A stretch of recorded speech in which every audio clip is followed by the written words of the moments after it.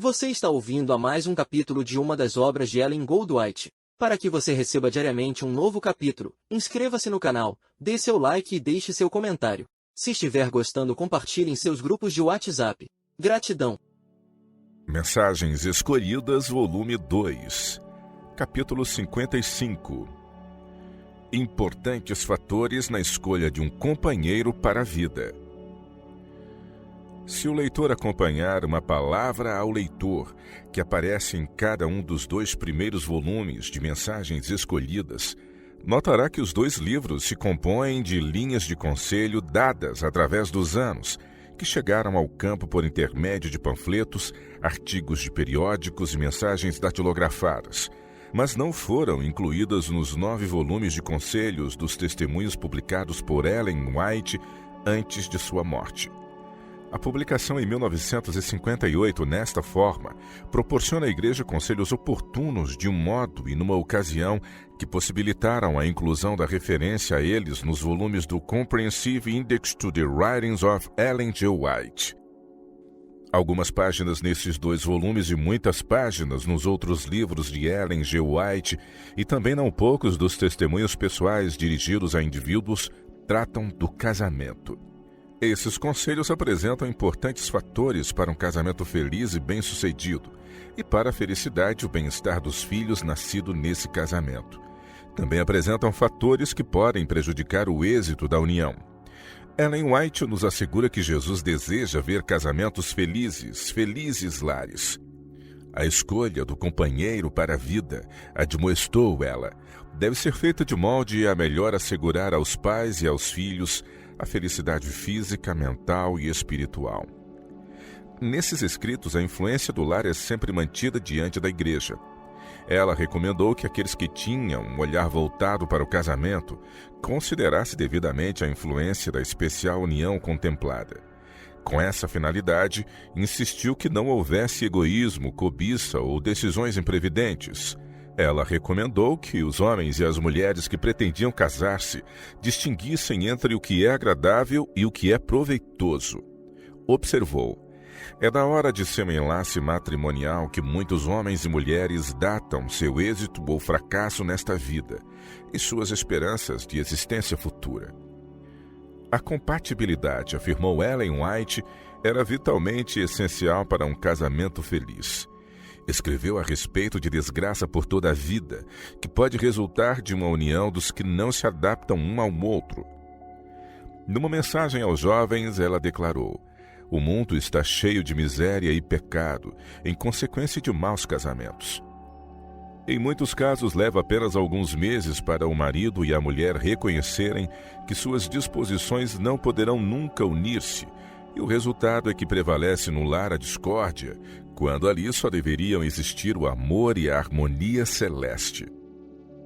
Ela fez uma advertência contra a grande diferença de idade dos que pensavam em casamento, a qual podia resultar em sério prejuízo da pessoa mais moça e privar os filhos de força física e mental. O estado de saúde dos cônjuges de um provável casamento foi salientado por Ellen White como fator importante. Homens doentios têm muitas vezes conquistado a afeição de mulheres aparentemente sadias e, porque se amavam, sentiram-se em perfeita liberdade de casar, nem considerando que, por sua união, a esposa deve ser mais ou menos uma sofredora devido a seu marido doente. E então ela leva o assunto à sua conclusão lógica. Se apenas os que entram assim nas relações matrimoniais fossem afetados, o pecado não seria tão grande. Seus descendentes são forçados a ser sofredores por doença transmitida. A habilidade dos cônjuges num casamento para sustentarem-se financeiramente também foi apresentada por Ellen White como um requisito para uma união bem-sucedida. Ela salientou que há os que não adquiriram propriedade e não possuíam força física ou energia mental para adquirir propriedades. Têm sido justamente esses que mais apressados são em casar-se e tomaram sobre si responsabilidades de que não possuíam um justo senso. São, porém, os filhos que frequentemente constituem os maiores sofredores, pois os que são seriamente deficientes em tato nos negócios e que são os menos qualificados para ser bem-sucedidos no mundo, enchem geralmente a casa de filhos, os quais, declara a autora, não são devidamente alimentados ou vestidos e não recebem preparo físico ou mental. Então foram dados conselhos sobre outro aspecto: unir em casamento homens e mulheres de diferente formação étnica e cultural. 4 dessas apresentações fazem parte de manuscritos e relatos publicados. 2 das 4 declarações sobre esse ponto aparecem neste volume, nas páginas 343 e 344. Elas foram escritas em 1896 e 1912, respectivamente, e foram escolhidas para publicação neste volume porque apresentavam os princípios básicos envolvidos, revelando assim por que tais casamentos não devem ser incentivados. É declarado que essas uniões podem, com facilidade, criar discussão e confusão. Outra razão apresentada por ela para desaconselhar tais casamentos parece ser a desvantagem que eles impõem sobre a prole, e isso pode ocasionar um sentimento de amargura para com os pais, que deram aos filhos essa herança para toda a vida. A outra apresentação sobre esse ponto é uma carta de conselho, escrita em 8 de janeiro de 1901, a um jovem que fazia planos que teriam resultado no casamento de alguém da raça caucásia com uma pessoa da raça negra. Seus conselhos são os incluídos na comunicação semelhante de 1912 e relatados na página 344 deste volume.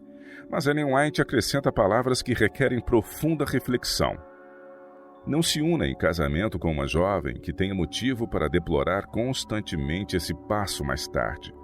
Oh, que criaturas cobiçosas, egoístas e imprevidentes são os seres humanos.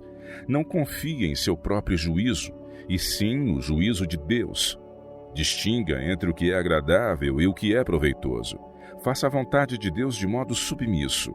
Seguindo seu próprio caminho e sua própria vontade, encontrará espinhos e cardos.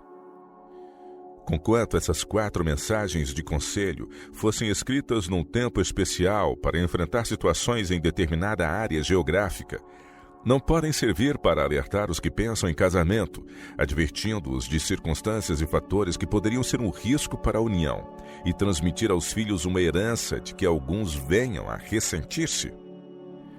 Esses conselhos encontram-se entre os que são dados ao crente, tratando de uma experiência significativa e de longo alcance na vida, e apresentam um procedimento menos repleto de fatores que podem conduzir a angústias e prejudicar ou destruir a união.